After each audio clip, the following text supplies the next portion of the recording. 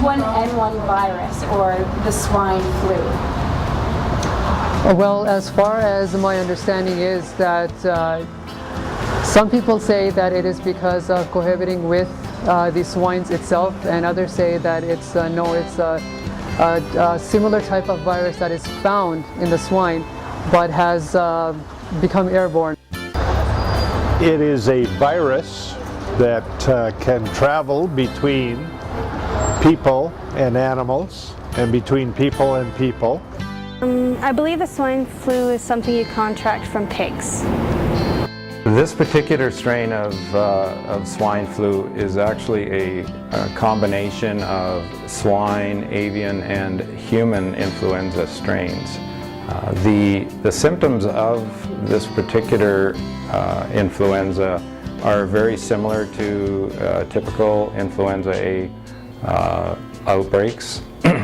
Fever, cough, runny nose, myalgia or aching in the muscles. This is not the first time that we have experienced swine flu. In 1976 there was an outbreak of swine flu, and fears of pandemic eruption at that time. As a result, there was a mass vaccination program for swine flu, and the pandemic never materialized. Unfortunately, as a result of the vaccination, there was significant degree of morbidity or illness and mortality. The deaths reported from that vaccination program were 20 to 30 deaths, and there was significant symptomatology, including a 7-fold increase in Guillain-Barré syndrome, which is a paralytic viral disease. What are some of your fears around this particular virus? Well, I guess the biggest fear would be that God forbid that I contracted. I personally don't have any fears other than maybe for my grandchildren, but for myself at my age and my health status, I'm not too worried. To date, there has been a total of 67 deaths related to the H1N1 virus in Canada. In most cases, these people already had a compromised immune system. The regular influenza results in 20,000 hospitalizations and 4,000 deaths each year. In Australia, where they have already experienced their winter season, the Federal Health Minister is reassuring parents that the swine flu is no more dangerous than the regular influenza.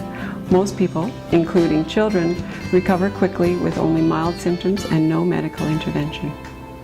What measures do you plan on taking to protecting yourself and your family this winter from this particular virus? I've found I've been a little more conscious of washing my hands and of how I sneeze, actually. I personally think the best way to avoid such a thing is to be careful with what you eat and to keep yourself properly within the hygiene protocols.